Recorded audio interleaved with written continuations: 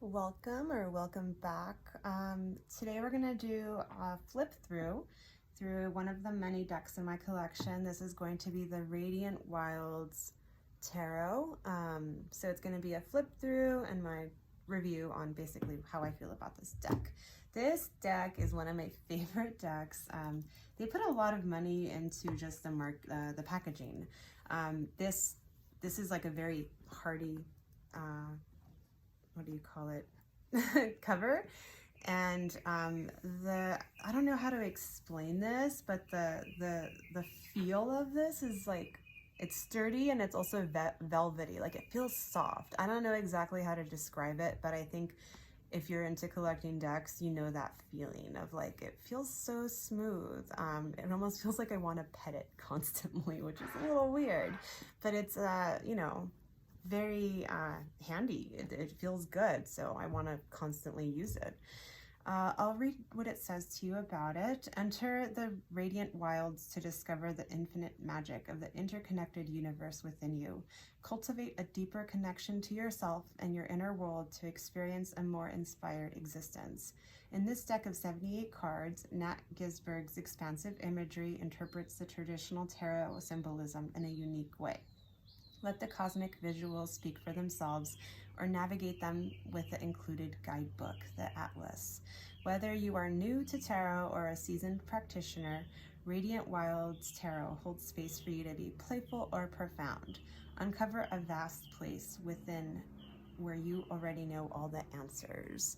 So I think this isn't like, well, I have mixed feelings of whether or not this is like a beginner's deck or not, because this guidebook is massive. Like, they put a lot of money in the packaging of this, of printing this. Like, this also feels like high quality. It feels soft. It feels velvety, I guess. But I mean, look at how many pages there are. They are in color. They are glossy. Each card gets around 2 to 3 pages of description each, right? So that's pretty generous. So I would like say it's not for beginners, because the artwork is so abstract. It's like very dreamlike. It's very like surreal. It reminds me of like Salvador Dali. So because of that, I don't think it's as intuitive to people, but this is kind of like the redeeming quality of it, because even if this isn't like, even if this is your first deck, you can, you know, look through the guidebook, and they have like the upright meaning and then the reversal meaning, but also what the original Rider Waite meaning is, and then also you know, the personal, like a little mantra or a tip of, you know, what the card represents. So let me go through one of them and, you know, see. I'll do my favorite card, the Six of Cups. So I'll read to you what the Radiance tip is. It says, imagine yourself as a child. What does your life look like through the eyes of a younger you? What would they marvel at? You know, and this card represents nostalgia, memories, a return, right? So according to the original one, it says a woman retraces her winding color. Oh, it says what the artist says about the card, not the original. A woman retraces her winding, colorful path through the rippling terrain of life, pictured as 3 versions of herself moving across time. She revisits the translucent remnants of her past. 3 shimmering pyramids represent her home, or the places she's left behind. Rainbow stars and faint flowers mark the memories though they coexist with the black hole that warns against being swallowed by the past. So there's a lot of symbolism here, right? Like, it reminds me of a dream. So because of that, you know, it's a little harder for a beginner to navigate, I believe, but I think it's still a beautiful, stunning deck. There are 168 pages. They are just basically descriptions, how to use the deck, and the introduction to the artist, I believe. But let me go ahead and start flipping through the deck so you can get a feel of what it's like. Oh wow, we start off with the Six of Cups. That was not even planned, I promise. But yeah, since I read the description, you get to see, you know, what the artist talked about and how they interpret it. And obviously you can come up with your own interpretation. But it's kind of, you can see it, right? The three versions of yourself and where it's going, and like the possibilities of infinity, and you reflecting back on the past. Like I could totally see it, but it's not like, maybe it's user-friendly to some people, but not everybody, you know, which is fine. I mean, I don't think every deck is supposed to be for everybody. Maybe the deck that is that way is like the original one.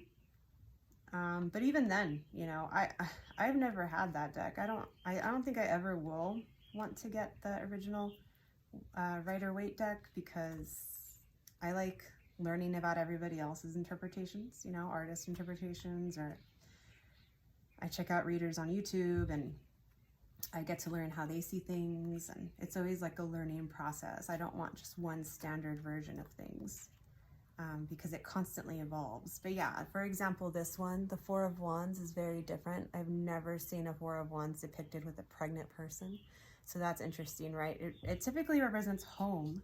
So I guess, you know, she's creating, you know, a new, there's a baby and that baby's home to the mother, right? Like it's pretty unique, some of these images.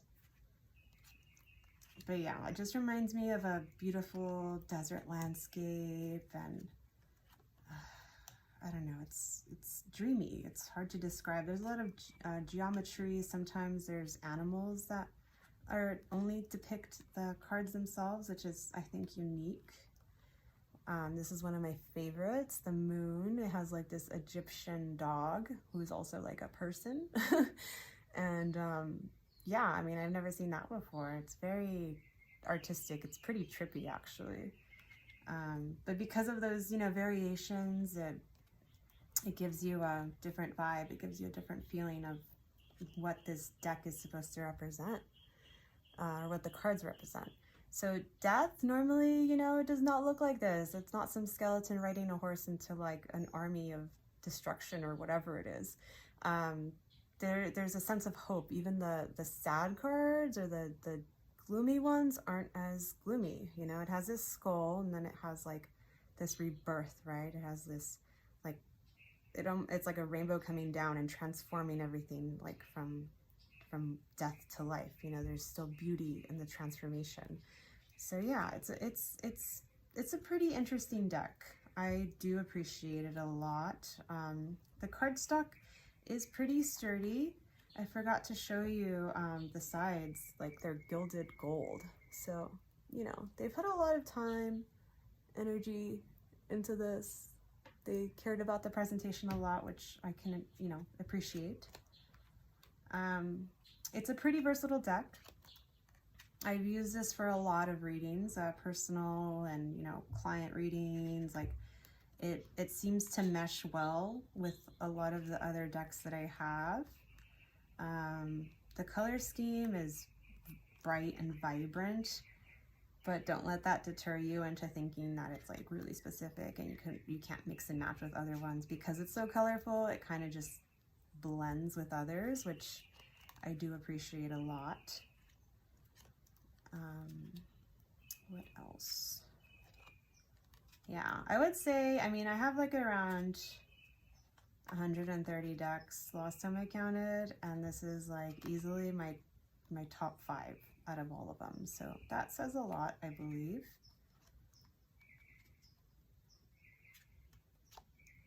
Look at this one, 5 of Cups. Even like the dark and gloomy ones aren't dark and gloomy. Like I do appreciate that a lot.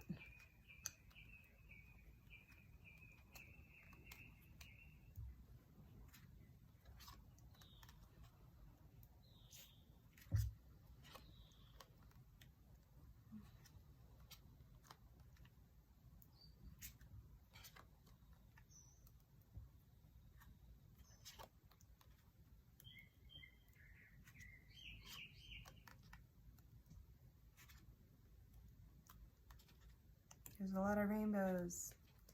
I'm a huge fan of rainbows.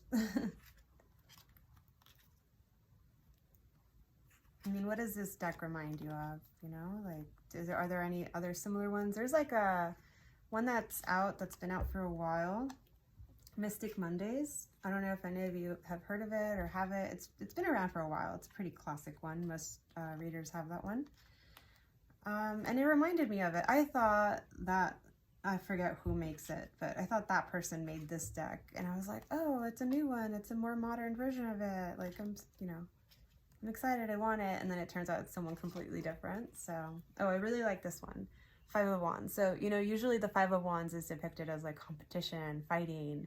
And this one, they're actually working together to build something bigger, right? To make something bigger than themselves. So like, that's a really unique interpretation of this card. So, you know, it puts a twist on it. It makes you rethink what the card originally represents and how it's represented here. You know, it definitely puts a twist on things.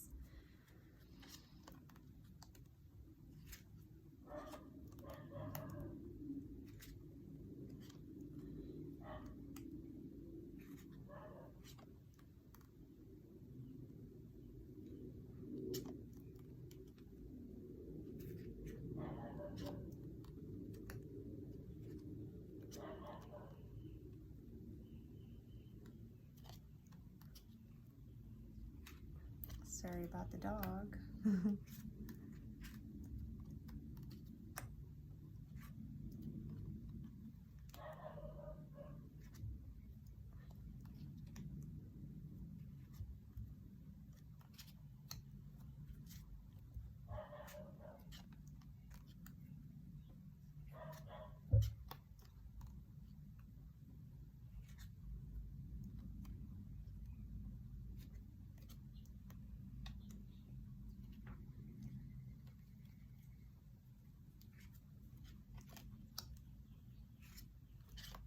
Okay, almost done. So I'm going to go ahead and do like a 3-card pull, or however many cards fall out, of what my final thoughts are about this deck, and whether or not you should get it. So you have the Knight of Wands, Nine of Cups. Let me get one more card. Nine of Cups. And the Ace of Wands. Okay, so lots of passion here. This is going to be like, this is going to add life and color and passion into your readings. Like, this deck is a very unique deck that will help you see life a little bit differently, and that's going to bring a sense of self-reflection and fulfillment to you and whoever else you read for. So it's going to give you a sense of a new beginning to yourself and help you see life in a different way. So it's pretty unique, pretty trippy. I would recommend this. I mean, if I had to like give it a grade of like 1 out of 10, it would be like probably 9.5. It would be pretty up there. So I hope you enjoyed this flip through and review. Let me know if you have this deck, what your thoughts on it are, how you use it, what your favorite card is. Until next time.